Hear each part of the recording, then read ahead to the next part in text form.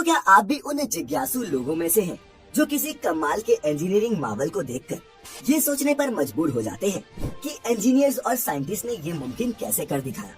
अगर हाँ, तो पानी पर बने ये शानदार पुल तो आपका ध्यान पक्का ही खींचते होंगे।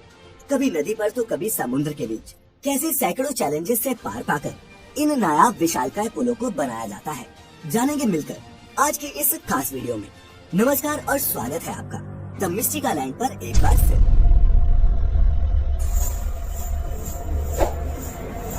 दोस्तों, हम सब ये तो जानते ही हैं कि पानी पर बने ये पुल हमारे जीवन का एक अहम हिस्सा है, क्योंकि अगर ये ब्रिज ना होते तो शायद कई गांव, कस्बे और शहर एक दूसरे से कटे ही रहते।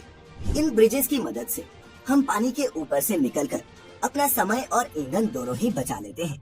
लेकिन इतना काम आने के अलावा दुनिया भर में चलती नदी पर बने ऐसे कई ब्रिजेस हैं जो मशहूर हैं, कुछ अपनी इंजीनियरिंग के लिए तो कुछ उनके आकार और कुछ अपनी हिस्टोरिकल इम्पोर्टेंस के चलते। इंजीनियरिंग डिजाइन के आधार पर पानी पर बनने वाले ये पुल कई तरह के हो सकते हैं।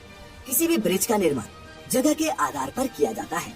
एक प्रकार का ब्रिज सभी जगह बनाना संभव नहीं, इसीलिए ब्रिज भी जगह के आधार पर ही बनाए जाते हैं। Beam bridge, suspension bridge, arch bridge आदि ये कुछ टाइप्स हैं पानी पर बनने वाले इन पुलों के। कोई भी पुल तब तक भार सहन कर सकता है जब तक उस पर पड़ने वाला भार डायरेक्ट या फिर इनडायरेक्ट तरीके से जमीन में ट्रांसफर होता रहे। एक ब्रिज पर लाखों टन का भार हो सकता है, लेकिन वह फिर भी मजबूती से खड़ा रहता है, क्योंकि सारा भार खंभों पर टिका होता है और खंभों से होता हुआ जमीन में चला जाता है, जिससे ब्रिज को कोई नुकसान नहीं होता।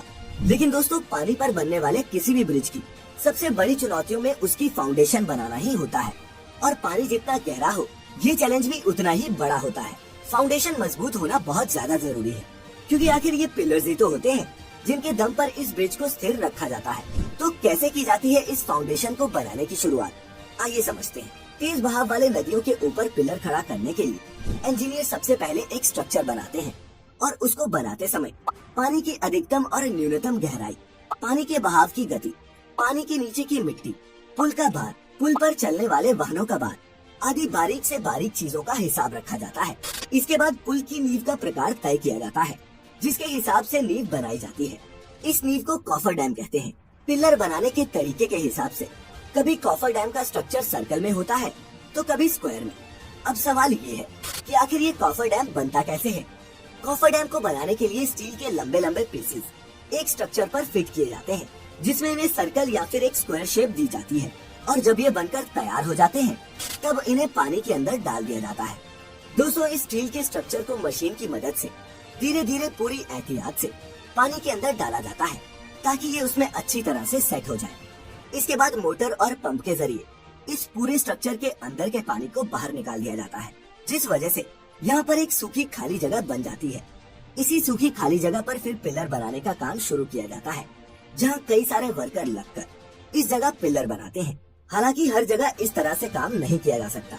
अगर पानी बहुत गहरा हो तो ज्यादा गहरे पानी में ये कॉफर डैम बनाकर नहीं डाल सकते। जैसे समुद्र में बीम बनाने के लिए समुद्र के तल में सबसे पहले कोई ठोस जगह देखते हैं, उसकी गहराई मापते हैं।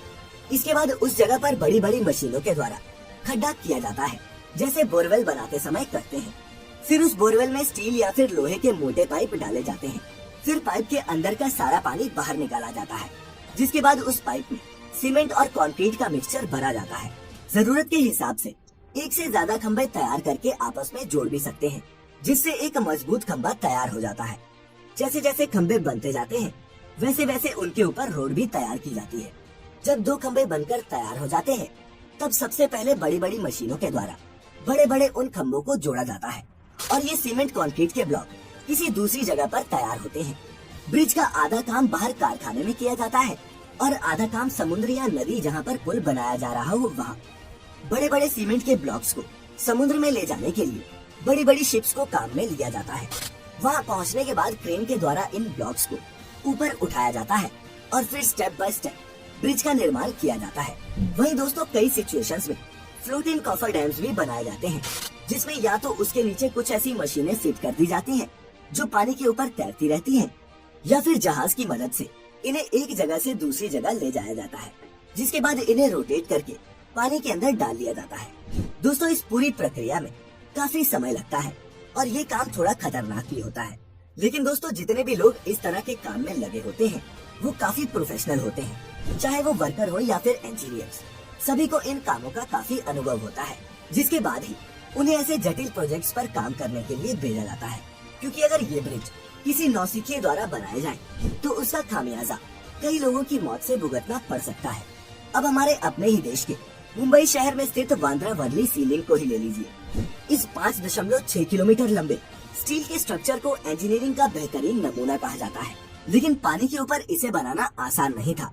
ये एक बहुत ही लंबा और चुनौती भरा सफर था, जिसे 11 सालों की अथक मेहनत और लगभग 1.25 लाख करोड़ के खर्च के बाद हमारे इंजीनियर्स ने पूरा कर दिखाया। तो दोस्तों अब तक तो आप समझ ही चुके होंगे कि इस तरह के ब्रिज बनाने में इतने पैसे क्यों खर्च होते हैं। ऐसे में ब्रिज बनाने में खर्च के साथ साथ काफी समय भी लग जाता है, लेकिन इसके बावजूद भी कई बार ब्रिज फेल हो जाते हैं। इस चीज से बचने के लिए प्रॉपर तरीके से ब्रिज बनाना बहुत जरूरी होता है और ऐसे में वो सभी एहतियात बरते जाते हैं जो जरूरी है। तो दोस्तों आज की इस वीडियो को देखने के बाद आपने पानी पर बनने वाले इन ब्रिजेस के बारे में कुछ नया और इंटरेस्टिंग तो जरूर जाना होगा। इसीलिए इस वीडियो को खुद तक सीमित न रखें और शेयर करें इस अद्भुत नॉलेज को अपने दोस्तों और रिश्तेदारों